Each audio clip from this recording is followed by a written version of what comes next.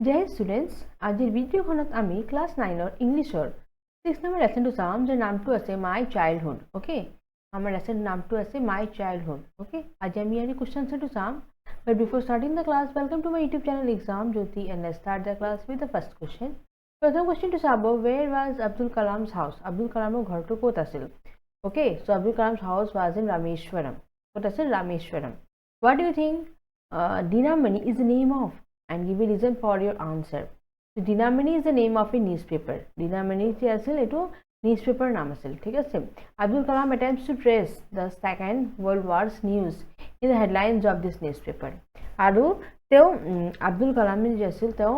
Second World War the news bilak ase hetu sabor karne teo he newspaper to saisil Dinamani newspaper. Okay. Next question is who were Abdul Kalam's school friends and what did the latter became? So Abdul Kalam's school friends were Ramanatha Sastry, okay, Ramanatha Sastry, Aravindan and Shiv Prakashan, okay. গতিকে তাৰ friends বিলাক কোনে আছিল school friends বিলাক Ramanathan Shastri okay Aravindan আৰু Shiv Prakashan ঠিক আছে later Ramanatha became the high priest of Rameshwaram temple. Aravindan went into the business of arranging transport for visiting pilgrims and Shiv Prakashan became a catering contractor for the Southern Railways. ঠিক আছে ৰামানাথা যে আছিল তেওঁ পিছত যাই কি হল ৰামেশ্বৰম যে মন্দিৰ আছিল তাৰে পূজাৰী হল আৰাবিন্দন যে আছে তেওঁ পিছত যাই পেলাই বিজনেছ কৰিলে কিহৰ বিজনেছ তো মানে ট্ৰান্সপোৰ্ট এৰেঞ্জ কৰা যাতে পিলগ্ৰিমছ বিলাক যিমান মানে মানুহকেইটা তীৰ্থস্থান ফুৰিবৰ কাৰণে যায় তাৰে কাৰণে ট্ৰান্সপোৰ্ট চিষ্টেমটো এৰেঞ্জ কৰা কৰিলে আৰু শিৱ প্ৰকাশন যে আছিল তেওঁ হলে পিছত যায় ক্যাটাৰিং কন্ট্ৰাক্টৰ ক্যাটাৰিং কৰা যে হয় প্ৰসেসটো আপোনাৰ ৰেলৱেৰ সাউদাৰ্ণ ৰেলৱে ফালৰ তাৰে কন্ট্ৰাক্টটো লৈছিল কোনে শিৱ প্ৰকাশন ক্যাটাৰিং খোৱালোৱা ওকে তাৰপিছত চাব how did Abdul Kalam earn his first wages so Abdul Kalam earn his ইয়াতে ডিড আছে নহয় গতিকে ইয়াতে আৰ্ন দিব EARNED ঠিক আছে EARNED. So Abdul Kalam earned his first wage by distributing newspapers. ঠিক আছে by distributing newspapers. তাৰমানে newspaper বিলাক distribute কৰি পেলাই তেওঁ first their income to আহিছিল. Had he earned any money before that? In what way? Yes, comma দিব. He had earned money before that. তাৰমানে তাৰ আগতেও তেওঁ পইচা ইনকাম কৰিছিল. He used to sell tamarind seeds to a provision shop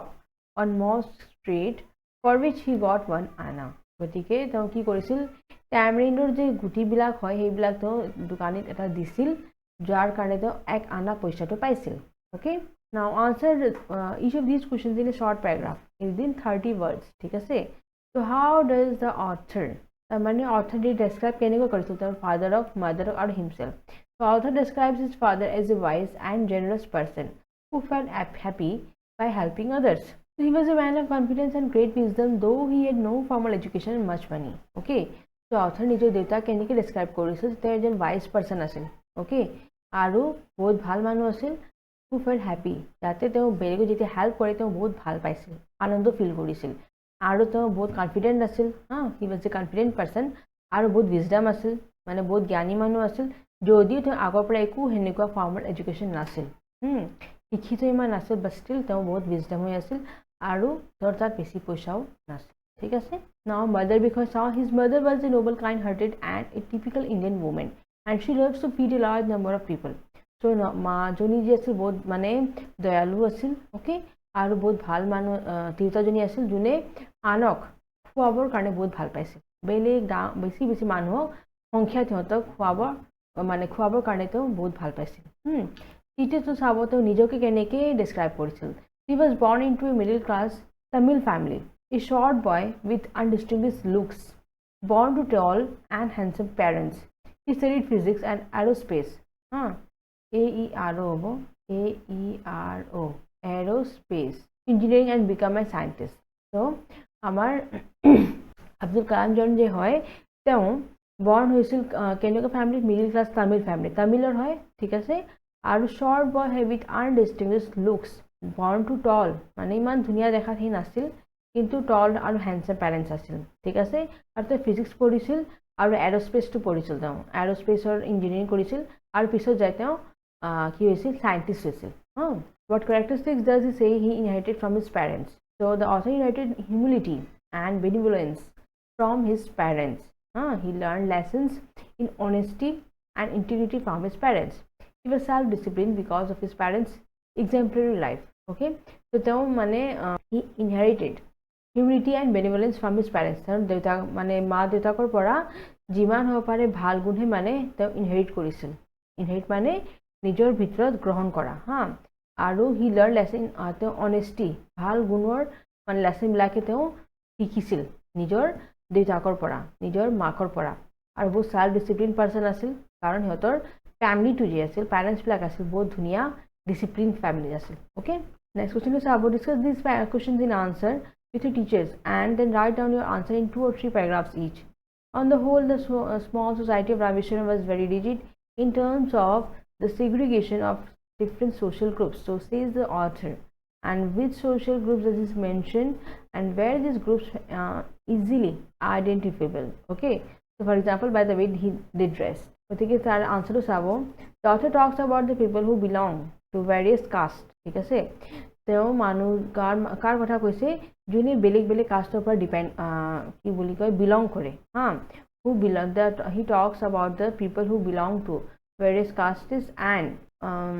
follow various religious preaching ঠিক আছে yes পিছত কমা দিব they were easily identifiable because of their different dresses tradition and culture okay আৰু ইহঁতে অলপ আইডেন্টিফাইবল আছিল তাৰ মানে দেখাত মানে বস্তুটো চাই যেতিয়া মন থাকি যায় সেইটো আইডেন্টিফাইবল বুলি কয় সেইটো কিয় আছিল বিকজ সিহঁতৰ ড্ৰেছ বেলেগ আছিল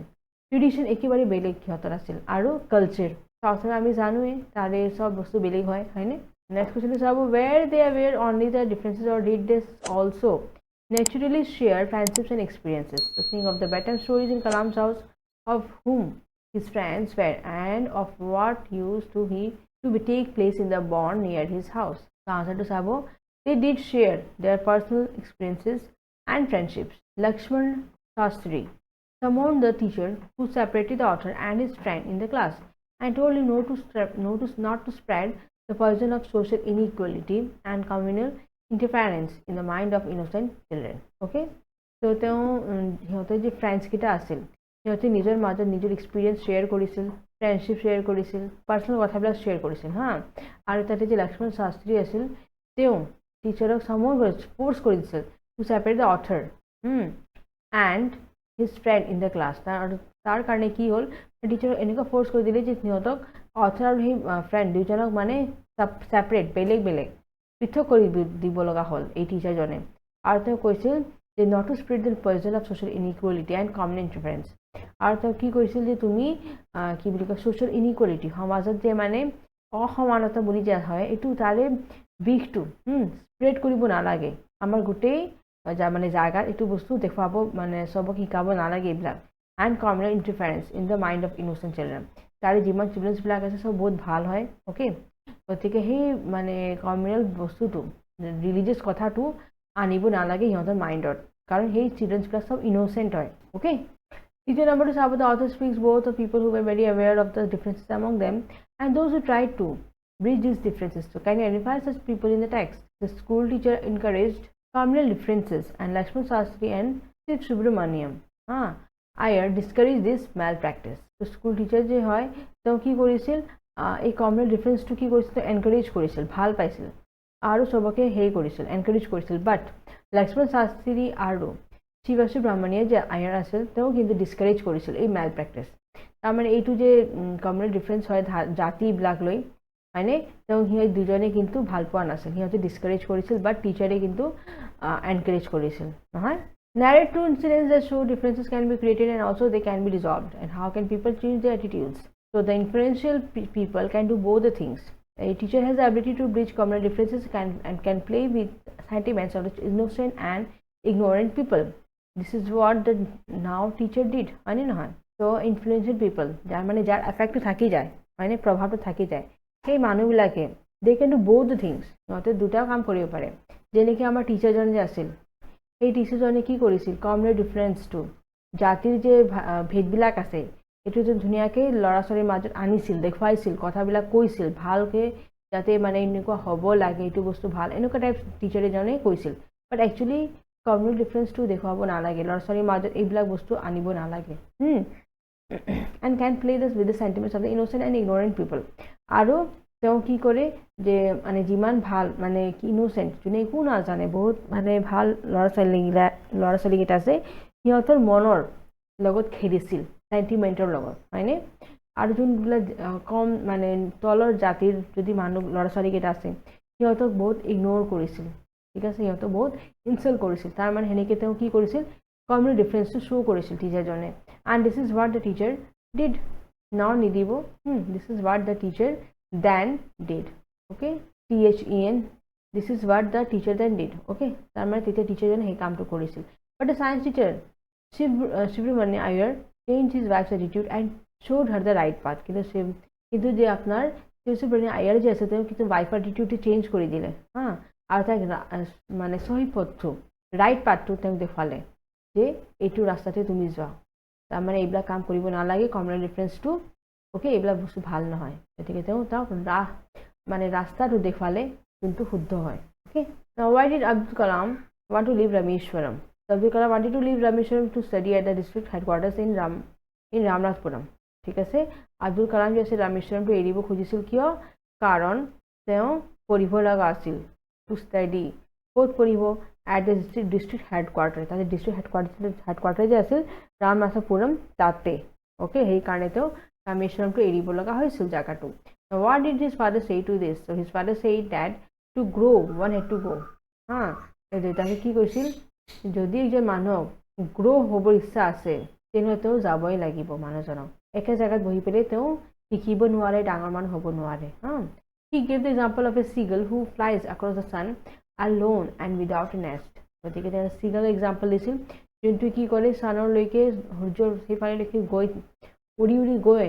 গৈ থাকে আৰু তাৰ একো নেস্ট নাই তথাপি গৈ থাকে